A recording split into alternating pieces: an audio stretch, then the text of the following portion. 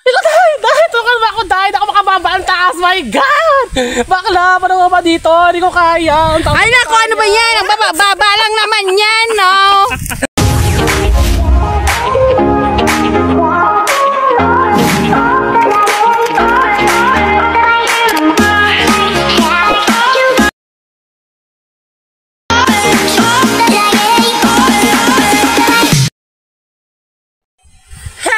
Hello mga kasisi! Welcome back to my YouTube channel. Kung bago ka pala sa aking YouTube channel, don't forget to subscribe! Support to this video mga kasisi. Ang gagawin po natin is pupunta po tayo sa papayahan nila Madam Tina.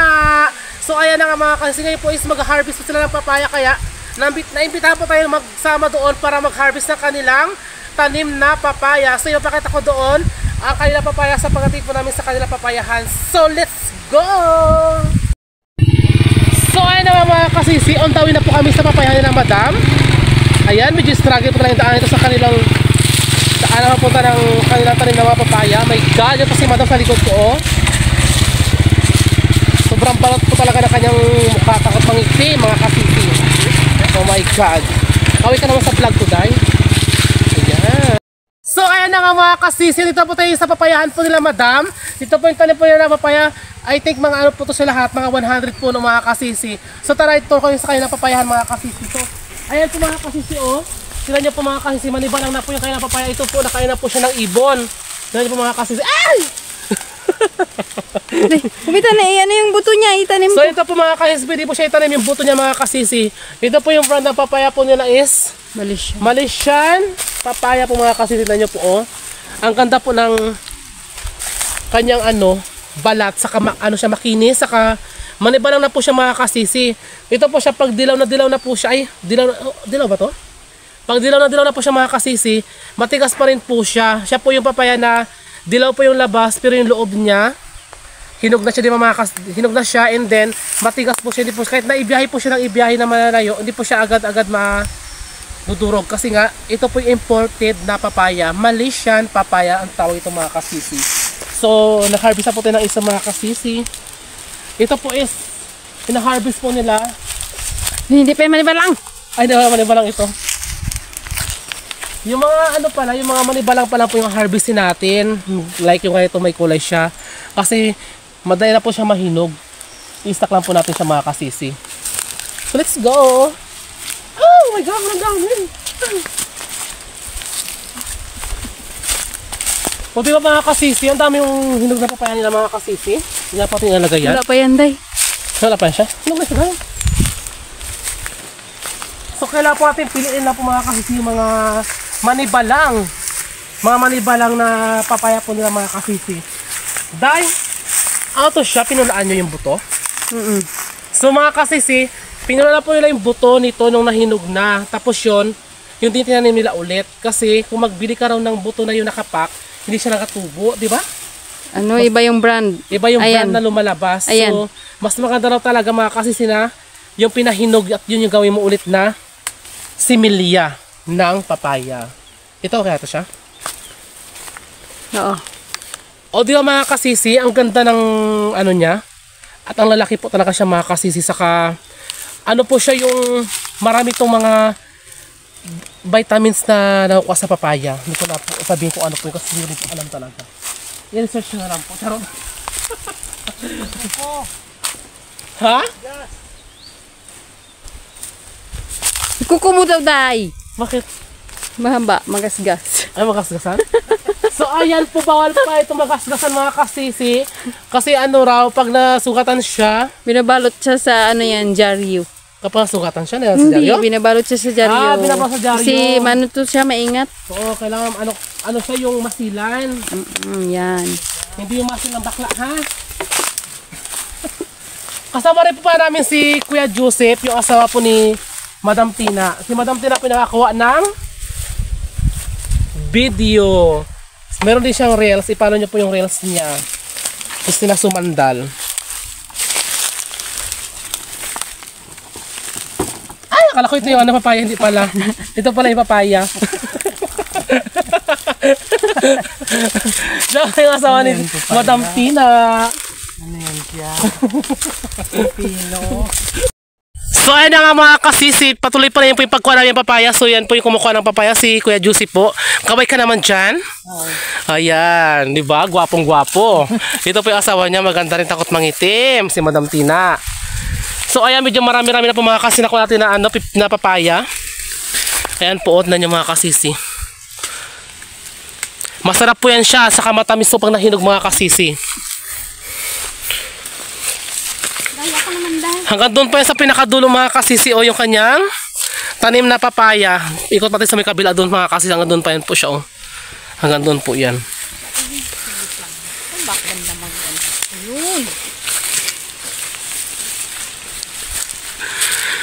Tignan niyo mga kasisi, ang ganda o. Maraming bunga na bago. Kahit tag-init po siya, grabe. Bunga ang kanyang bunga mga kasisi. Bullchakan talaga. Tignan niya mga kasisi, oh grabe, ang daming bunga. Sa isang puno niya mga kasisi, yung mga bunga niya po is nasa 20 piraso po lahat mga kasisi, grabe. So ayan po, mahinog pa doon mga kasisi, oh kunin po natin yung hinog na yan. Tilasin po natin siya ha. Ito, di ba? Tignan niyo oh. Ang ganda ng hinog niya mga kasisi, oh. Hinog na siya, sarap na kainin. Charot. Tignan niyo mga kasisi, ibang klase siya, pero same lang sila ng variety. Same ba? Makaiba. Ay, sim daw rin po sila. Kung baka napunggok lang siya. Parang sa ano rin yan. Mayroong punggok pa nung hindi. Charot lang. So grabe kalapad mga kasisi ng tanim na papaya. Mga kasisi nakakaloka, nakakainggit. Sarapan tumbahin lahat. Sarapan tumbahin mga kasisi. Yan kayong tanim dito. Charot! Ito niya mga kasisi, diba? Sabi ko diba sa inyo, hindi pare-pare yung laki ng papaya. Parang sa ano din. Ito niya mga kasisi ito oh.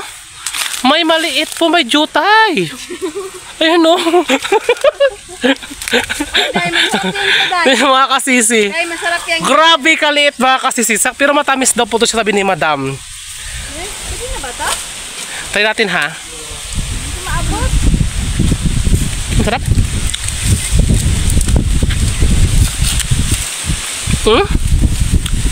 Grabe, ang sarap, ang tamis.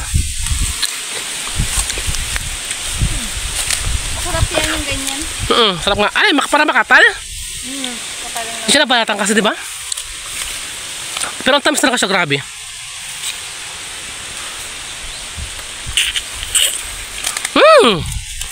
Grabe katamis mga kasisi, legit. Ang sarap talaga mga kasisi, bonggang bongga. Akin na ito bakla ha. O ayan, may pa-take out si Mayor. Si kasisi niya meron pa-take out, meron pang pa-take out ngayon. No, diba? Nagsama-sama ka na nag-harvest. Meron kang babalutin mamaya. Diba? Saan ka pa dyan? Ano ba ito? Kali tayo dahil sa pag-harvest? At take note mga kasisi, 50-50 po kami ang kitaan dito ngayon. Di ba madam? Nasama ako mag-harvest. So ang hatian po namin is hati kami sa fresh, sa pagbinta. 50-50 po ang kimido.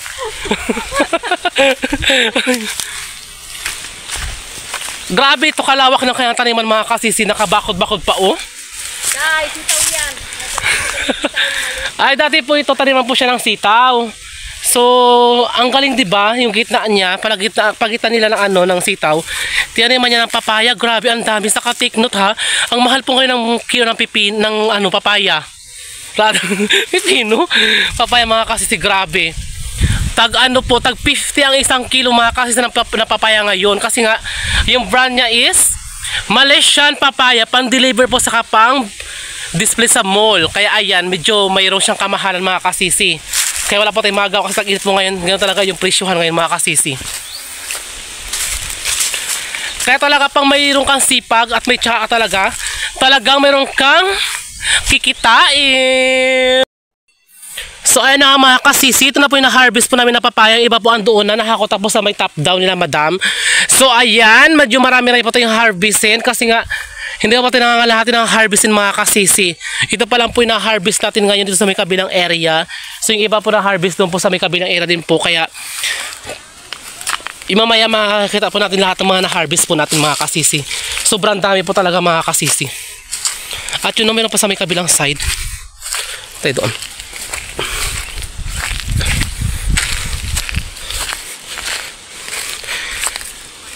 Ano pala, thank you pala sa mga nag-subscribe sa akin, sa mga hindi pa nakasubscribe.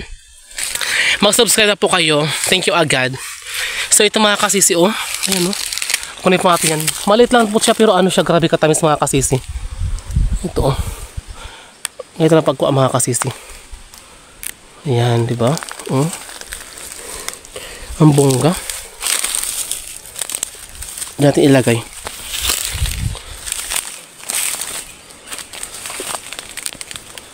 Ayan, grabe. Ang lilit ng bunga niya, pero matamis to siya. Yan yung mga kasisi, oh. Bunggahan. Mga kasisi, pauwi na po kami. Tapos na po kayo mag-harvest ng papaya. Punta na po tayo sa may area na kung saan doon namin iniimbak lahat ng mga na-harvest po namin na papaya, mga kasisi. Ayan, binubuhat po ni Kuya Joseph yung papaya na harvest po namin kasi si Madam, ayan, palakad-lakad lang.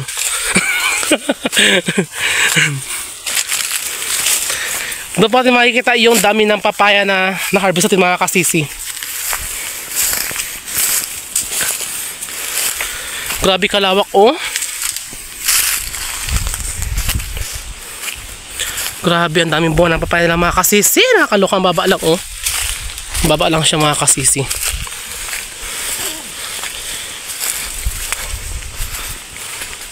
Bongga, bongga.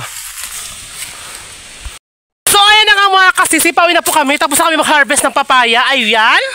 Ang tayo po namin na-harvest mga kasisi. Medyo haggard na po ang baklat. Nandiyan naman mga kasisi. Oh my God, nakakalukang. Ito pa na-harvest namin lahat mga kasisi, oh. Bonggang-bongga, diba? Ayan, not na nyo, oh. Ang dami. Set yung mga kasisi. Isang set po ang hinog. At saka yung mga manibalang mga kasisi na nyo, oh. Diba? Ang sarap. Sarap. So, ayan ang paano tayo mga kasisi. Ayun, huwag nyo kalimutan mag-like, saka mag-click na notification bell para lagi update sa aking mga videos. So, kung baka pa lang sa aking YouTube channel, don't forget to subscribe! Bye-bye!